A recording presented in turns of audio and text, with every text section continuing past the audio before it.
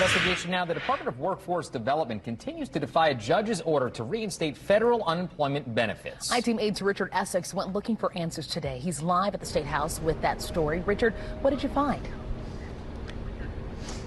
Well, it has been nearly 2 weeks since a Marion County judge ordered the state to resume making federal unemployment benefit payments, and that hasn't happened. For months, we've been asking the Department of Workforce Development for a sit-down interview with the commissioner of that department, and our requests have been repeatedly denied. So today we came downtown, went right through those doors, and made the request in person. The Department of Workforce Development's main office appears to be right next to the public entrance of the Government Center South building. Hi, I'm Richard Essex with Wish TV. We're trying to make an appointment to see the commissioner, Fred Payne. Is this the office? Well, this is, you can go down to the other office and see if they can get a hold of him for you. The security guard hired by the state wasn't sure where the Commissioner of Workforce Development, Fred Payne's office was located. She did escort us to another office that she called the intake office. Once we were inside that office, we made the same request. Can we speak with the commissioner?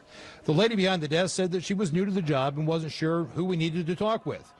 We waited for almost an hour when we were told someone was coming out to talk with us. Okay, who's that?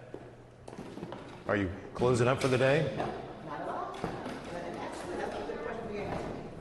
Absolutely not. Then the office door was closed and locked. Well, there you go. They closed the door on us. We waited patiently in the hallway, the same way more than 100,000 Hoosiers have been waiting after the state pulled out of expanded federal unemployment benefits on June 19th, and as the governor appeals a judge's order to resume the payments. As it turns out, we were not the only ones in the building trying to get answers in person. Meet Kathy Dean of Indianapolis. Kathy told us that the Department of Workforce Development claims that she was overpaid. Dean has grown tired of waiting for callbacks and unanswered emails, so she came downtown looking for answers. What about people that work for years and put time into this and have to work and wait on this money? You know, so y'all want to stop our PUA? Just go right ahead on and give us our money from unemployment back pay all at one time so we can go ahead on and live. Dean was told by a security guard to make an appointment. We continue to wait for someone from the Department of Workforce Development to come out and talk with us, or at least make an appointment. There were several people in the office. None of them bothered to come to the door. So when will the Department of Workforce Development start making federal unemployment payments again? Well, that's just one of many questions that they have avoided answering. And we begin tonight at 6 o'clock with our I-Team 8 continuing to expose the unemployment crisis here in Indiana. Potentially thousands of Hoosiers ordered to repay what could be millions of dollars. Our investigation found other states around Indiana have launched programs to help people wipe out those repayments without handing over a dime. This unemployment crisis is the #1 focus of our I-Team 8 right now. Let's start with Richard Essex, live at the State House, where he has been hounding lawmakers and state leaders for answers. Our I-Team emails have been flooded with complaints and pleas for help. Since Friday afternoon, we've had close to 200 people contact us saying the state has ordered them to repay every dime they received in unemployment, even though they were eligible for benefits. Tonight, we discovered what other states are doing, and it will likely leave those families outraged. Take a look at this map. We found states that surround Indiana that have approved waivers that would skip those forced repayments. Take Kentucky, for example. The governor's office there says 14,000 people received overpayments last year. A statement sent from Governor Beshear's office to I-Team 8 says new federal law allows states to waive non-fraudulent unemployment insurance overpayments during the pandemic late last year. But Kentucky was among a handful of states that required legislative action to provide relief. The governor and lawmakers have approved a system to offer a waiver to Kentucky families, and they're taking applications now. And look to Ohio. The state today opened applications for its new repayment waiver program.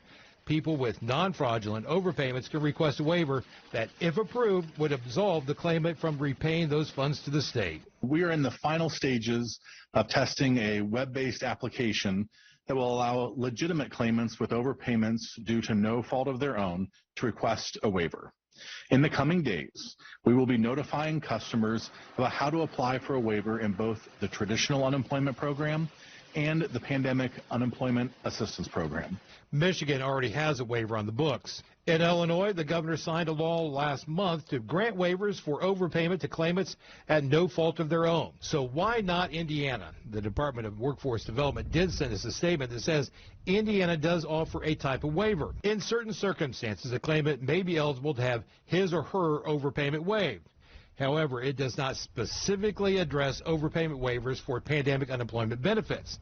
I-Team 8 has reached out to the leadership in both the House and the Senate and the governor's office, and as of right now have not heard back. We want direct answers to questions about the confusion, the documents on proof of employment, and about the appeal process. And again, we have heard nothing, and we're going to keep asking those questions until the Commissioner of the Workforce Development or Governor Holcomb gives us some straight answers. At the State House, Richard Essex, Wish TV, wishtv.com, and follow us on Facebook. Richard, thank you. And we're going to bring in I-Teammate's Jasmine Miner now because, Jasmine, the complaints that we're getting are loaded with devastating stories from families just trying to survive. Yeah, exactly. I got to give you a visual. Okay, so this is about 150, 200. We received that just overnight. Wow. Okay, that's it. But in total, you're talking about over 600 people who have emailed us on unemployment issues. But you got to remember, you got to look past the paperwork. These are families. Yep. Every single one of these, homes, livelihoods, children that are trying. It's unconscionable. Yeah, I mean, really think about that. This is a huge impact. And so today I talked to a mom of 3 who says she's going through a lot of these issues right now. She says she's applied to at least 10 jobs a day as she tries to prepare for having to repay over $10,000 in unemployment benefits. She says when she tried to upload her documents for unemployment benefits, the link was not working, and shortly after she got the email saying she owes $10,327. Well, she went down to the Department of Workforce Development, and they told her to wait for an appeal court date. That was 2 weeks ago. Since then, there's no court date, that hasn't been set, and there's no money coming in. It's very stressful. I got 3 kids that's been out of school, so I'm having to be a teacher, a mom, and a caregiver all at the same time. And to add that type of stress on somebody, I mean, we gonna fight to the end. Well, Keisha Thompson tells me she has no intention of repaying any of that $10,000, and she will absolutely hire an attorney if that's what it comes to. And she isn't alone on this. Since we've opened the portal to hear more about unemployment issues, more and more people say they have either retained an attorney or are about to. Responses. Yeah, guys. Well, essentially what we're hearing from the department, they say if you were eligible and followed the correct steps, you should not have to repay. But we know now what we're hearing from the public doesn't necessarily match up what we heard today from the Department of Workforce Development. You know, they shouldn't have been denied if they were eligible in the first place. Regina Ashley, the Chief Unemployment Insurance and Workforce Officer, is right. So what exactly is happening? If there's anybody that's having issues, they should reach out. They say, I call, I show up to the office, I email, I can't get a hold of anyone. Every person that says that, we look into those allegations because our wait times are less than 2 minutes. But is that system working? News 8's I-Team received nearly 900 complaints in 1 week, and the number keeps growing. People feel like their questions are going unheard, so the I-Team's focus, getting answers. We were direct and to the point with the Commissioner of the Department of Workforce Development, Fred Payne.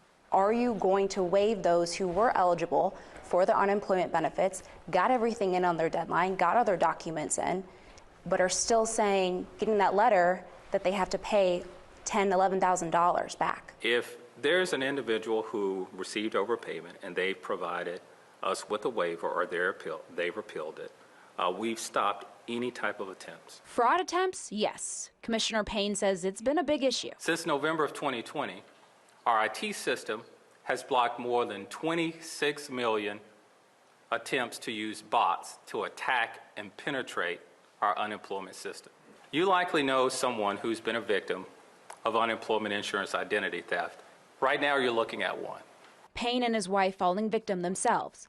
But majority of what we've heard from people is that they made small errors on their documents or forms and then was denied their appeal. Is there something that needs to be done where people can really understand what is exactly needed so that they do not have to pay that kind of money? We're always refining our processes. Any information that you have that could help us do that, we'd appreciate it. Well, as we've said all week, we've reached out to the Commissioner Payne's office for weeks and every day this week. This is the first time we've received any kind of response to our question. Jasmine, before we let you go, you've been on the story all week long. What stood out to you today during this news conference? Well, I had to bring up the stack of papers again to give you guys a visual just how much we're hearing. But, you know, I think when Commissioner Payne talked about how he was a victim of fraud, I think that's where I stopped a little bit. We obviously don't want anyone to be a victim of fraud, right? We don't want that to happen. But we have to remember the commissioner, as well as you and I, still have jobs. And the people that are writing to us don't. Right. They're still trying to handle getting a job, landing it, and now majority of them are saying, well, I have to pay back tens of thousands of dollars, right? So we really need to put that into perspective. Facebook. We continue now with I-Team 8 and a stunning revelation in the unemployment crisis here in Indiana. The state has talked about those waivers to let thousands of people skip repaying some benefits, but the numbers show that simply isn't happening yet. I-Team 8's Jasmine Miner explains.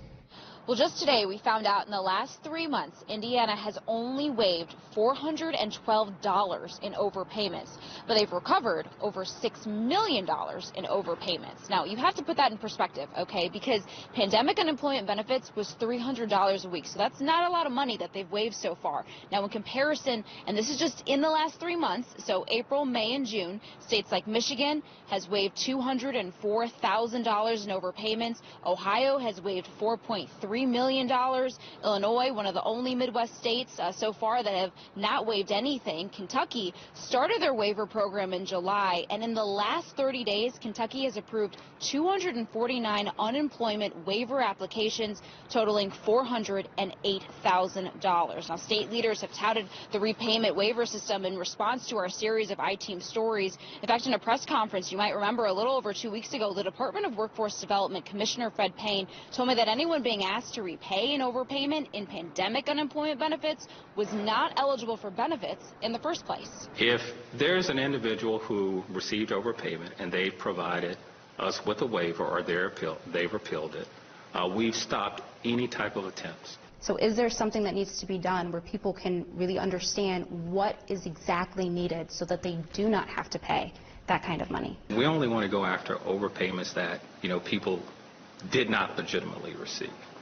So we're not in the business of trying to be, overly burdensome to individuals. In interviews I-Team 8 has done in recent weeks, we've seen evidence where people have been eligible for benefits, filled out all the correct documents, and still have 10, 20 grand that they owe in overpayments. I've asked DWD for the number of waivers that have been filed this year, and even the number of waivers that have been filed since that press conference, and I have yet to get those numbers. Over the past month, at the direction of the governor's office, the Department of Workforce Development has gone through 1,233 of our viewer emails. Now, the governor's office did say that 800 of those emails have already been closed, but we did get resolution for hundreds of people. Just over 5 weeks ago, I delivered to the governor's office a flash drive with all of the hundreds of complaints emailed to I-Team 8. The day before, I asked the governor what he and the Department of Workforce Development were doing to address the backlog of complaints coming in to DWD and I-Team 8. Once again, we work on this every day. I would love to get my hot hands on that list of supposed 800 UI claimants. We can go through that list, and the fact, 1,000 emails. Bring it to me. I want to hold a job fair for all 1,000 of them. That list got action. Thursday, we received a response from the governor's office saying that they had reviewed all 1,233 complaints. Here's what they tell us they found. More than 800 of the cases are now closed. That includes 168 cases listed as overpayments that have been resolved. The governor's statement did not include a dollar amount or how many, if any, overpayments were waived. 90 cases were closed and the appeal completed. 169 cases closed and appeal denied. And 394 cases are considered closed by DWD, and the claimants have been notified. Again, no explanation on why the cases have been closed. Of the cases still open, 64 are waiting for a hearing. I-Team 8 is told the waiting time varies from 4 to 8 weeks for pandemic unemployment insurance cases and 6 to 9 months for regular unemployment insurance cases. 28 are being investigated for fraud, investigations that can take up to 6 months to resolve. 6 cases have been flagged and are under investigation for possible identity theft. 128 cases are being reviewed for proof of employment. I-Team Aid has told some of the claimants submitted the wrong documentation. DWD is giving them time to submit the proper paperwork. Others missed deadlines, and DWD is offering an extension. So a lot of this mess is bureaucratic mess within DWD. We told you from the beginning that we would stay on the governor's office and the Department of Workforce Development to resolve the hundreds of complaints that have been sent into I-Team 8. And as we speak, we are still receiving emails, and we will forward those on to DWD for their review.